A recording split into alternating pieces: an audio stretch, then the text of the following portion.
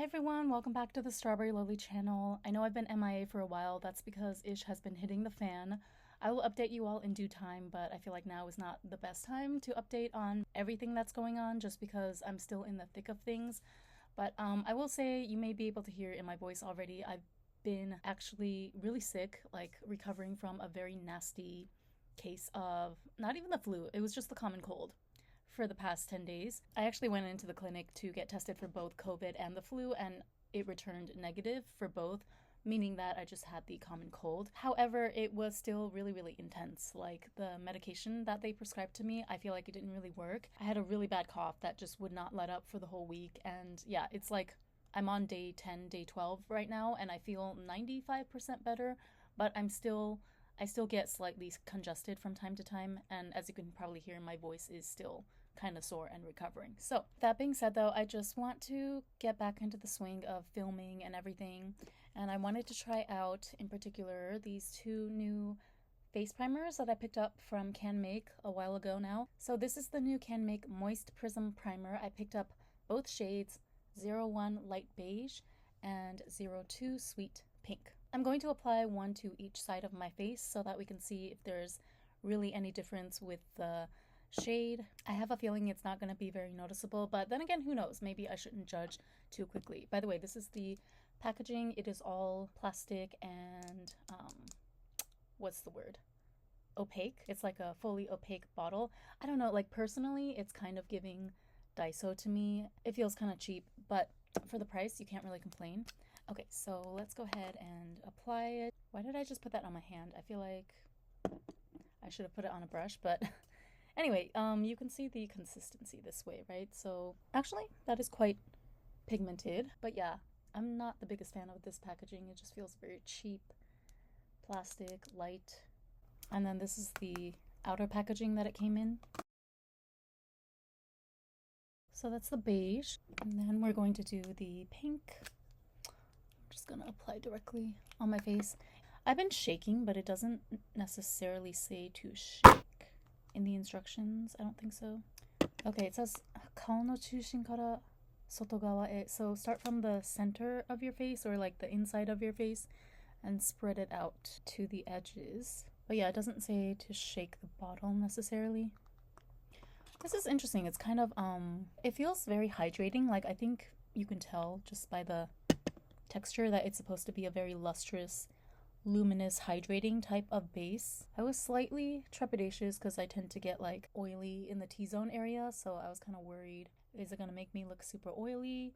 But so far it doesn't feel oily or greasy in that sense. It does feel quite moisturizing and nice. And I do kind of like the overall glass skin glow that it's giving me. As I predicted, I can't really tell the difference in the pink and the beige tint, but if I had to choose, I would say surprisingly, I think I like the beige side better. I don't know, I just feel like it brings out that slightly more of a degree of luminescence than the pink side.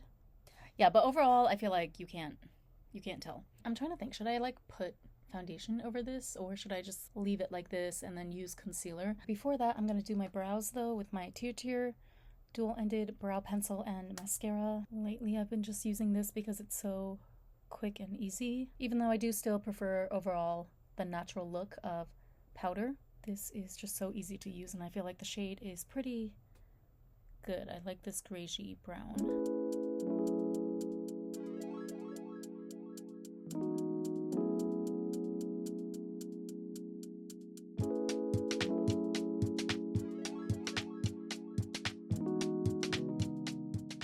Okay, so it's 12 hours later. I basically like turned my apartment upside down yesterday.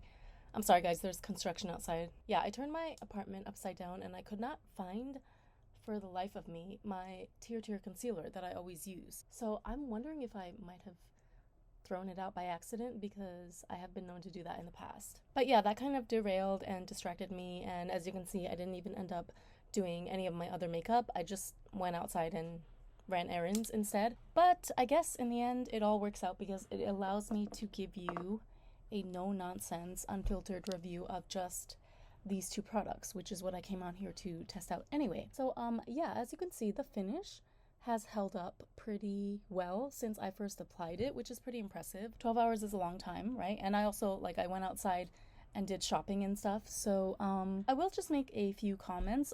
I'm impressed with how well this product has held up, although you can't really tell through the camera, and not even in person, to be honest. Why is it like red up here? See, I can see the redness up here. I can't see the difference between the beige and the pink sides. But I will say that if I'm like looking at my face really closely in the mirror, the beige color seems to give more of a brightening effect to the skin, while the pink one gives more of a translucent effect. So maybe just something to keep in mind if you're debating on which one to get. And I think maybe I didn't mention when I applied it, but this formula, it's slightly on the watery, thinner side, but as you can see, the color is very opaque, and once it dries down, it stays put. So I didn't feel like it was sliding around my face in any way, and even though it is very like dewy and moist, as you can see, it does dry down a little bit tacky, I will say. So if you're not a fan of that, keep that in mind as well. Even now, 12 hours later, I can feel like a slight tackiness on my face, but it's not heavy, you know? So I don't know, do with that what it will. It just feels like to me, after a light workout, when I have a light film of sweat all over my face, that's the feeling that I get. It's not necessarily bad, but it's not my favorite. But I will say that I'm impressed by the fact that, how do I explain it? Like, I feel that the shininess on my face right now is due to the formula holding its own and like maintaining this finish over the past 12 hours. Like, the natural oils or buildup that I would normally get are locked in pretty well with this primer formula. So the shininess that you see on like my T-zone, my cheeks, that is from this primer itself. It's not from my natural oils. But speaking of oil, I have to do this because it's driving me crazy. So you see, like, obviously when I use an oil blotting sheet, there is oil that comes out, but it's like up until I sucked it out of my face with this paper, it was locked in there pretty well with this formula. So do with that information what you will.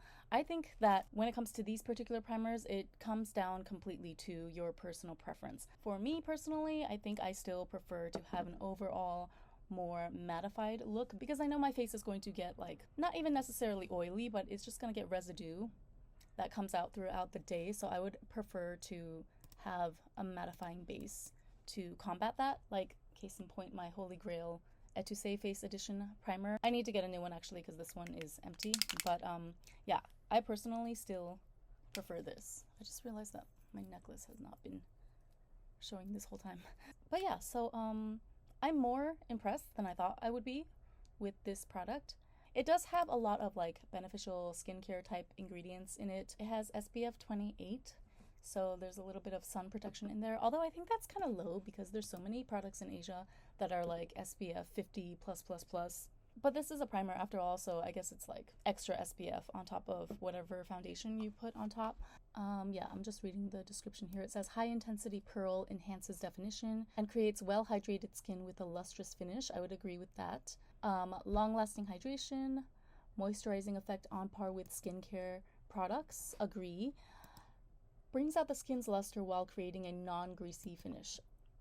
I would agree with that, but again, like I said, it's a matter of personal preference, and I have come to discover that I just do not prefer the like dewy, moist finish, you know, primers and foundations as much as I do the matte, or at least like the medium matte formulas. And I don't know, I just feel like I can never quite get the glass skin thing correct.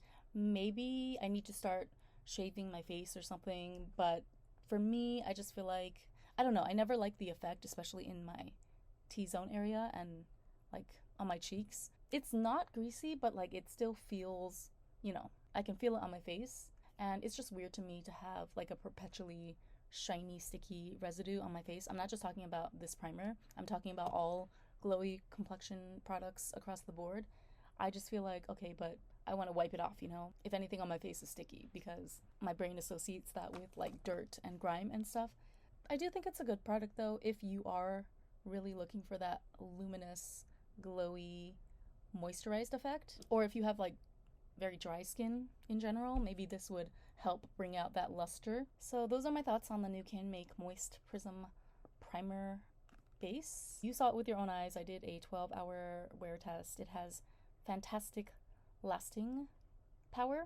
It's just not my favorite type of formula, but for what it claims to do, I feel like this product delivers on its promise. So let me know if this review helped you or if you're interested in picking up or trying out this product now. Thank you so much for watching, and I'll see you next time. Bye!